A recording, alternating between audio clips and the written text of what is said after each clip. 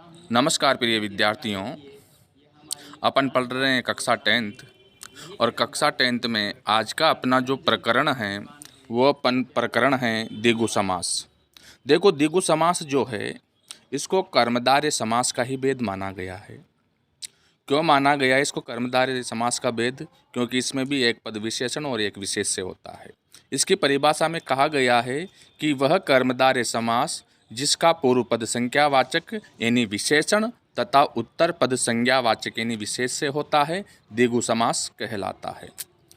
द्विगु समास जो है, इस समास में समास विग्रह करते समय जो बातें ध्यान रखनी है वह बात है कि इस समास के उदाहरणों का समास विग्रह करते समय दोनों पदों में यानी कि जो पूर्व पद और उत्तर पद जो दोनों ही पद होंगे, संज्ञावाचक और संज्ञावाचक, उन दोनों ही पदों में षष्ठी विभक्ति के बहुवचन का प्रयोग करके। कौन सी विभक्ति का प्रयोग करोगे? षष्ठी विभक्ति का बहुवचन। बहुवचन का प्रयोग करके बाद में समाहार शब्द जोड़ दिया जाता है। बाद में क्या जोड़ना है विद्यार्थियों? समाहार शब्द जोड़ना है, ये भूलना नहीं है।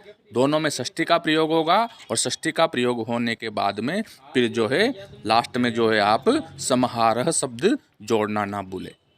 इसके बाद में इस समास में जो समस्त पद बनता है उसके विषय में कहा गया है कि इस समास में समस्त पद बनाते समय दोनों पदों की विभक्तियों का लोप करके, जो दोनों पद होंगे पूर्व पद और उत्तर पद, उनकी विभक्तियों का क्या कर दोगे आप? लोप कर दोगे और लोप करके एक पद बना दिया जाएगा।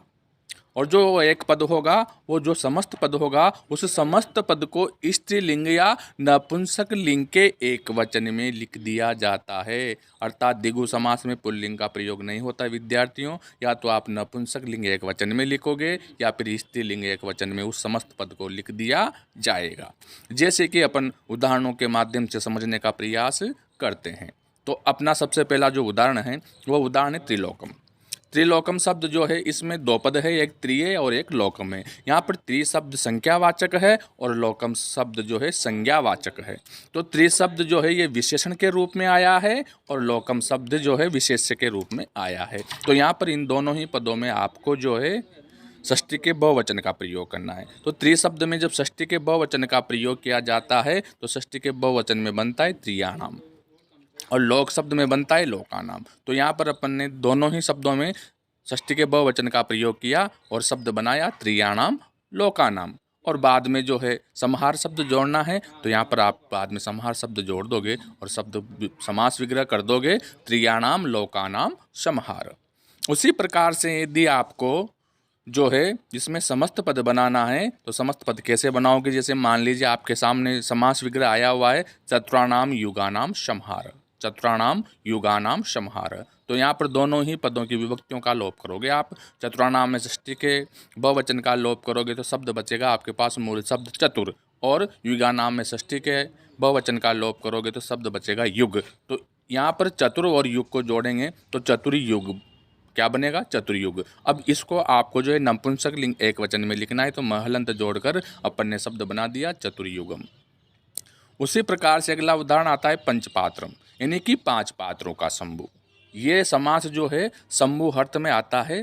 तो यहाँ पर जो है पंचपात्रम का अर्थ है पांच पात्रों का समूह। तो इसका समास विग्रह कैसे करना है? तो पांच में षष्ठी के बहुवचन का प्रयोग करेंगे तो रूप बनेगा पंचानाम, और इधर पात्र में भी षष्ठी के बहुवचन का प्रयोग करोगे तो रूप बनेगा पात्राणाम।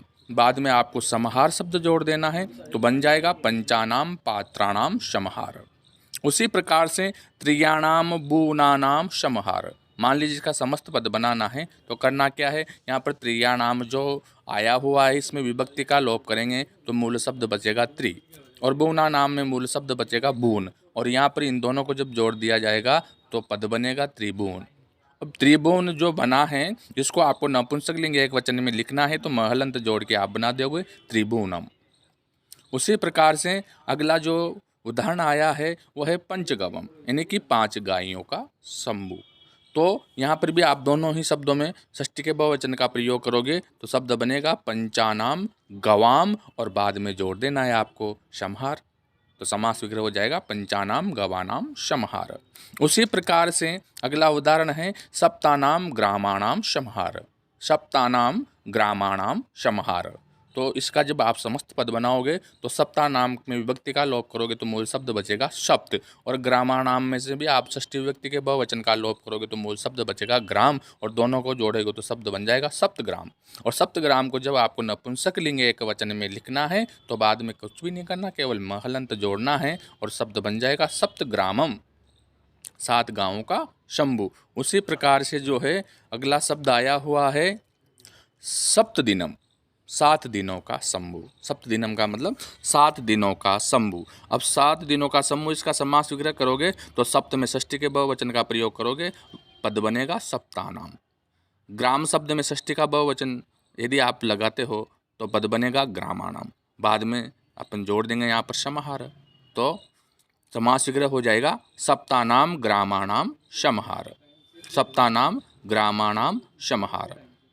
उसी प्रकार से अगला जो उदाहरण है वह है सप्तानाम दिनानाम समाहार। क्या है विद्यार्थियों उदाहरण? सप्तानाम दिनानाम समाहार। मान लीजिए इसका आपको जो है समस्त पद बनाना है, तो इसका समस्त पद बनाने के लिए आप क्या करोगे, सप्तानाम में भी विभक्ति का लोप करोगे तो मूल शब्द बच जाएगा सप्त, और दिनानाम में भी विभक्ति का लोप करोगे तो मूल शब्द बच जाएगा दिन, और सप्त और दिन को मिलाकर सप्त दिन बना दोगे। और इसको नपुंसक लिंग एक वचन में लिखने के लिए महलंत जोड़कर आप शब्द बना दोगे सप्तदिनम। इस प्रकार के उदाहरणों में यदि आपको समास ढूंढना होता है तो आपको एक चीज़ दिमाग में रखनी है कि जहाँ जहाँ पूर्व पद संख्यावाचक दिखाई देगा समझ लेना वहाँ पर द्विगु समास है। इसी क्रम में अपना अगला उदाहरण है पंचरात्रम। पंचरात्रम 5 रात्रियों का शंभु। पंचरात्रम का मतलब विद्यार्थियों 5 रात्रियों का शंभु। तो इसका जब आप समास विग्रह करोगे तो पंच शब्द जो आया है उसमें आप षष्ठी के बहुवचन का प्रयोग करोगे तो शब्द बनेगा पंचानाम। उसके बाद में मूल शब्द इधर है रात्रि, और रात्रि का भी जब षष्ठी के बहुवचन में आप प्रयोग करते हो तो शब्द बनता है रात्रिनाम। बाद में आपने क्या जोड़ दिया विद्यार्थियों, समाहार। तो समास विग्रह हो गया पंचानाम रात्रिनाम समाहार, पंचानाम रात्रिनाम समाहार। अब ये जो उदाहरण मैंने आपको बताए ये सारे के सारे वो उदाहरण हैं जिनमें आप नपुंसक लिंग एक वचन का प्रयोग करोगे। अब मैं आपको कुछ वे उदाहरण बताना चाहता हूँ जिनका प्रयोग जो है स्त्रीलिंग एक वचन में किया जाता है। तो स्त्रीलिंग में एक वचन में जो उदाहरण प्रयुक्त होते हैं उनमें सबसे पहला उदाहरण है शताब्दी। शताब्दी शब्द अपने आप में स्त्रीलिंग है। तो इस शताब्दी शब्द का जब आप समास विग्रह करोगे तो ये 2 शब्दों से मिलकर बना है, एक तो है सत और एक है आब्द। आब्द यानी वर्ष होता है, शताब्दी का अर्थ है 100 वर्षों का शंभु। क्या है विद्यार्थियों, 100 वर्षों का शंभु। तो यहाँ पर जो है इसका जब समास विग्रह करोगे तो सत में आप सब षष्ठी के बहुवचन का प्रयोग करोगे तो रूप बनेगा सतानाम, और अब्द शब्द में भी षष्ठी के बहुवचन का प्रयोग करोगे तो रूप बनेगा अब्धानाम, और बाद में आप जोड़ दोगे समाहार। तो यहाँ पर बन जाएगा सतानाम अब्धानाम समाहार। उसी प्रकार से अगला उदाहरण आया है दशानाम अब्धानाम समाहार, 10 वर्षों का शंभु। अब दशानाम अब्दानाम समाहार का यदि आपको समस्त पद बनाना है तो आप पे सबसे पहले दशानाम शब्द में षष्ठी के बहुवचन का लोप करोगे तो शब्द बचेगा आपके पास 10, और उसके बाद में अब्धानाम में भी आप षष्ठी के बहुवचन का लोप करोगे तो शब्द बचेगा आपके पास अब्द। अब आपको 10 और अब्द को जोड़ना है तो यहाँ पर जो है दीर्घ संधि हो जाएगी और शब्द बन जाएगा दशाब्द। अब दशाब्द शब्द जो है इसका प्रयोग आपको स्त्रीलिंग में करना है, तो यहाँ पर स्त्रीलिंग में आप इसमें दीर्घ ई जोड़ दोगे और शब्द बना दोगे दशाब्दी। उसी प्रकार से अगला उदाहरण आया हुआ है त्रिलोकी। त्रिलोकी शब्द जो है विद्यार्थियों इसका प्रयोग नपुंसक लिंग में भी किया जा सकता है और इसका प्रयोग स्त्रीलिंग में भी किया जाता है। नपुंसक लिंग वाला उदाहरण मैंने आपको समझाया, आप चाहो तो वैसा कर सकते हो और आप चाहो तो स्त्रीलिंग में भी बना सकते हो। तो यहाँ पर त्रिलोकी शब्द जो आया है इसका समास विग्रह होगा त्रियाणाम लोकानाम समाहार, 3 लोकों का शंभु। इस ऐसे उदाहरणों में समास विग्रह समान होता है, केवल आप जो है समस्त पद बनाओगे तो आप जो है नपुंसक लिंग में भी बना सकते हो और स्त्रीलिंग में भी बना सकते हो। उसी प्रकार से आपका अगला उदाहरण जो है वह है पंचानाम वटानाम समाहार, 5 वटों का शंभु। वट यानी वृक्ष होता है, 5 वृक्षों का शंभु।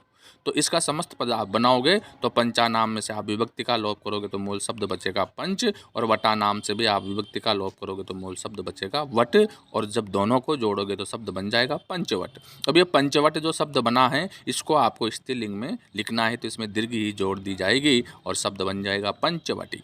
शब्द क्या बनेगा विद्यार्थियों? पंचवटी।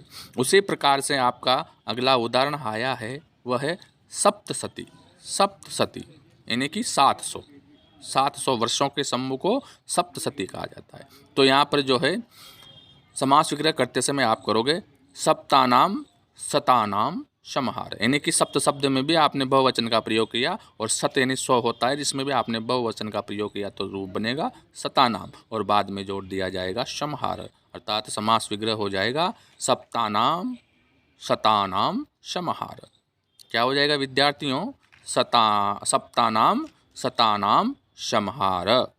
उसी प्रकार से विद्यार्थियों आपका अगला जो उदाहरण है वह है अष्टानाम अध्यायानाम समहार। उदाहरण क्या है? अष्टानाम अध्यायानाम समहार। इसका आपको जो है समस्त पद बनाना है। तो क्या करोगे? पहले अष्टानाम से आप जो है विभक्ति का लोप करोगे तो मूल शब्द बचेगा अष्ट, और अध्यायानाम में से भी आप विभक्ति का लोप करोगे तो मूल शब्द बचेगा अध्याय। इन दोनों को जोड़ोगे तो शब्द बनेगा अष्टाध्यायी। अष्टाध्यायी यहाँ पर जो है अष्ट और अध्याय यानी कि यहाँ पर दीर्घ संधि काम कर रही है, इसलिए शब्द बन गया अष्टाध्यायी। अब इसको स्त्रीलिंग में लिखने के लिए आप दीर्घ का प्रयोग करके इसको स्त्रीलिंग में बना दोगे और शब्द बन जाएगा अष्टाध्यायी। क्या बन जाएगा विद्यार्थियों? अष्टाध्यायी। उसी प्रकार से आपका जो अगला उदाहरण है वह है पंचकुमारी। पंचकुमारी, कुमारी यानी कि लड़की को बोला जाता है, तो यहाँ पर 5 कुमारियों का समूह यानी कि 5 लड़कियों का समूह क्या कहलाएगा? पंचकुमारी। अब इसका आप जब समास विग्रह करोगे तो पंचमी षष्ठी के बहुवचन का प्रयोग करोगे तो शब्द बन जाएगा पंचानाम, और कुमारी शब्द में भी षष्ठी के बहुवचन का प्रयोग करोगे तो शब्द बन जाएगा कुमारी नाम। क्या बन जाएगा विद्यार्थियों? कुमारी नाम, और बाद में आप जोड़ दोगे समहार, अर्थात पंचकुमारी का समास विग्रह होगा पंचानाम कुमारी नाम समहार। क्या होगा विद्यार्थियों? पंचानाम कुमारी नाम समहार। तो इस प्रकार से आप अन्य उदाहरणों का भी जो है समास विग्रह कर सकते हो, और अन्य उदाहरणों से भी आप समस्त पद बना सकते हो। ये जो नियम मैंने बताए इनको आप ध्यान में रखें, और आशा करता हूँ ये समास आपको समझ में आया होगा, और ये आज आपका द्विगु समास समाप्त होता है। धन्यवाद।